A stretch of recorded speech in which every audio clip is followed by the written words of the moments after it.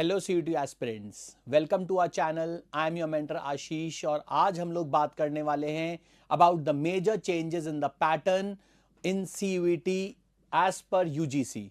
तो ऐसे काफ़ी सारे इस साल चेंजेस देखने को मिले हैं जो कि आपके लास्ट ईयर से के कंपैरिजन में हैं। तो सबसे पहला जो आपके पास आता है द पेपर पैटर्न चेंज। तो पेपर पैटर्न में ऐसा क्या क्या चेंज हुआ है जो लास्ट ईयर और इस साल के कंपेयर में आता है। तो पहला जो आपका चेंज है that is the mode of examination.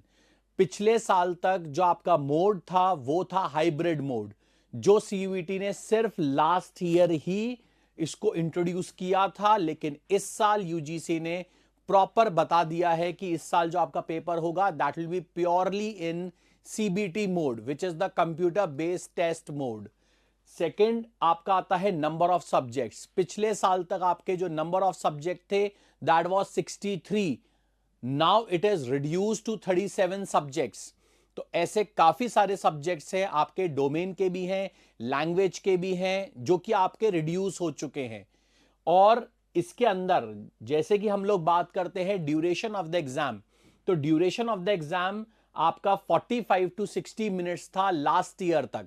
मतलब किसी सब्जेक्ट में आपको 45 मिनट्स मिलते थे, किसी सब्जेक्ट में आपको 60 मिनट्स मिलते थे। बट इस साल आपके लिए सारे सब्जेक्ट्स में 60 मिनट्स होंगे, चाहे वो आपका डोमेन का सब्जेक्ट हो, चाहे वो आपका लैंग्वेज का सब्जेक्ट हो, चाहे वो आपका जनरल एप्टीट्यूड टेस्ट हो। नेक्स्ट आती है इसमें नंबर ऑफ डोमेन सब्जेक्ट्स, जो कि आपके रिड्यूस हुए हैं। Earlier it was 29 subjects, now it is 23 subjects. तो ये भी एक और चेंज है आपके डोमेन सब्जेक्ट्स में। नेक्स्ट आपकी आती है बात नंबर ऑफ लैंग्वेजेस की, जो कि आपके लैंग्वेज टेस्ट में थे। अर्लियर इट वाज 33, जो कि आपके सेक्शन ए में 20 थे, सेक्शन बी में 13 थे, जो कि अब आपके टोटल में 13 ही रह गए हैं। 13 लैंग्वेजेस अब आपकी हो चुकी हैं। नंबर ऑफ सब्जेक्ट चॉइसेस की अगर हम लोग बात करते हैं तो लास्ट ईयर तक मैक्सिमम 6 सब्जेक्ट्स आप लोग सिलेक्ट कर सकते थे। उससे लास्ट ईयर आप लोग 10 सब्जेक्ट सिलेक्ट कर सकते थे।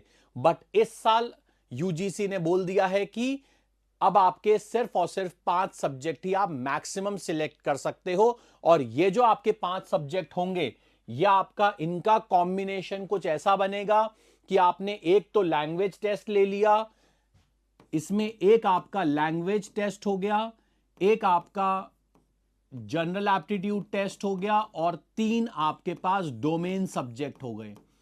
तो इनका कॉम्बिनेशन कुछ इस तरीके से बनेगा, ये जो आपने 5 सब्जेक्ट सिलेक्ट किए हैं। नेक्स्ट हम लोग बात करते हैं हमारे थर्ड सेक्शन की, which was earlier called as the general test. General test इसको बोलते थे, अब इसको हम लोग बोलते हैं जनरल एप्टीट्यूड टेस्ट, जिसकी इंपॉर्टेंस भी आपकी इंक्रीज हो चुकी है, क्योंकि काफी सारे सब्जेक्ट जो आपके डिलीट हो चुके हैं, और अगर आपके पास 12th में थे तो आपको इक्विवेलेंट इसमें इंपॉर्टेंस देखने को मिलेगी, क्योंकि वो सारे सब्जेक्ट के अलावा वो जो कॉलेजेस हैं या जो यूनिवर्सिटीज हैं सीयूईटी के लिए, वो आपके जनरल एप्टीट्यूड टेस्ट के स्कोर को भी एक्सेप्ट करेंगी। अब नेक्स्ट आती है आपकी एलिजिबिलिटी।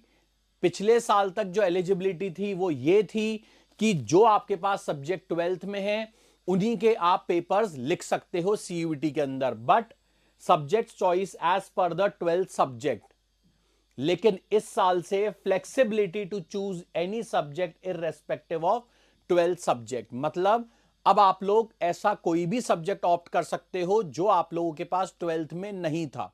जैसे अगर आपके पास 12th में पीसीएम थी तो आप कॉमर्स का कोई भी सब्जेक्ट सिलेक्ट कर सकते हो, कॉमर्स का कोई भी सब्जेक्ट आप सिलेक्ट कर सकते हो।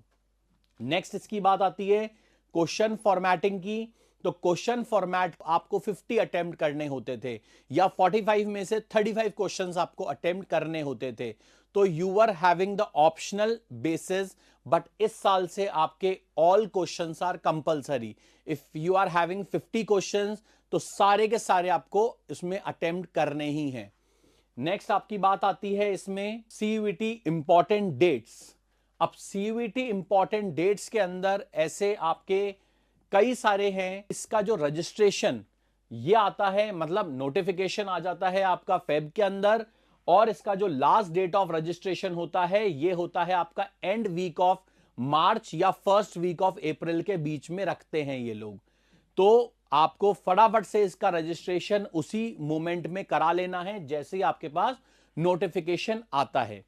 नेक्स्ट आता है इसका एडमिट कार्ड। एडमिट कार्ड का अप्रॉक्सीमेटली आप लोग मान लो मिड ऑफ अप्रैल में या लास्ट वीक ऑफ अप्रैल में आ जाता है इसका एडमिट कार्ड। एंड देन बात करते हैं इसके एग्जाम की डेट की। नियरली इसका जो एग्जाम आता है वो अप्रॉक्सीमेटली 15th ऑफ मई से लेके 25th 26th मई के बीच में एक पूरा विंडो होती है जिसमें आपके पेपर्स कराए जाते हैं एनटीए के थ्रू।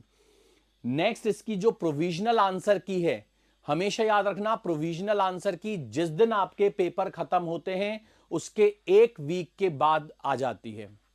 उसके बाद अगर हम लोग बात करते हैं रिजल्ट की, तो रिजल्ट आपका आता है in the mid of or the last week of June, क्योंकि उसके बाद आप लोगों के आराम से कॉलेजेस के एप्लीकेशन स्टार्ट हो जाते हैं भरना, या फिर जो मैं बात करूं प्रेफरेंसेस लिस्ट है वो आपकी स्टार्ट हो जाती हैं। चलो अब आगे हम लोग बात करते हैं what are the top courses in CUET. तो अगर हम लोग लास्ट 2-3 सालों में जो टॉप कोर्सेज की बात करें या जहां से हम लोगों ने देखा है कि अच्छे कॉलेजेस मिले हैं, they are the first is the for the arts and humanities. सबसे पहला आता है आपका BA honours in English, history, political science.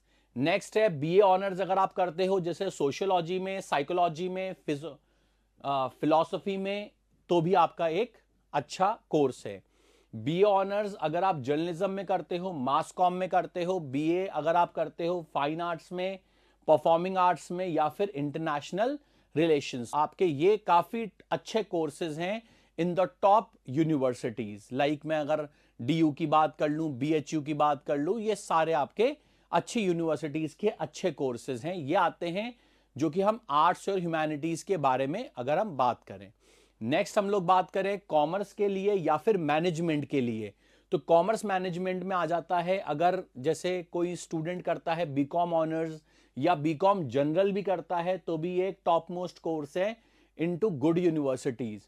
या फिर वो करता है बीबीए या फिर बीएमएस करता है, या फिर अगर वो जैसे बीकॉम भी करता है इकोनॉमिक्स ऑनर्स में, तो भी आपके लिए एक अच्छा कोर्स माना जाता है ये। या फिर अगर वो करता है BA in accounting and finance, तो ये आपके कुछ अच्छे कोर्सेज हैं into your commerce as well as management. चलो अब थर्ड हम लोग बात करते हैं हमारे सोशल साइंस में ऐसे कौन से कोर्सेज हैं जो कि हमारे काफी अच्छे कोर्सेज हैं इनटू गुड यूनिवर्सिटीज। तो पहला आता है हमारे पास बीए इन ज्योग्राफी और एंथ्रोपोलॉजी। नेक्स्ट है BA in public administration, BA in social work और BA in gender studies as well as development studies.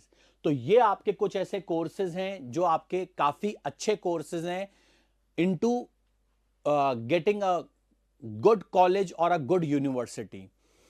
अब अगर हम लोग बात करेंगे कि कौन से आपके टॉप कॉलेजेस और यूनिवर्सिटीज हैं जो कि सीयूईटी एक्सेप्ट करते हैं, जैसे सेंट स्टीफन हो गया, एसआरसीसी हो गया, एलएसआर हो गया, मिरांडा हाउस हो गया, रामजस कॉलेज हो गया, ये आपके हैं जो आपके दिल्ली यूनिवर्सिटी के टॉप कॉलेजेस आते हैं।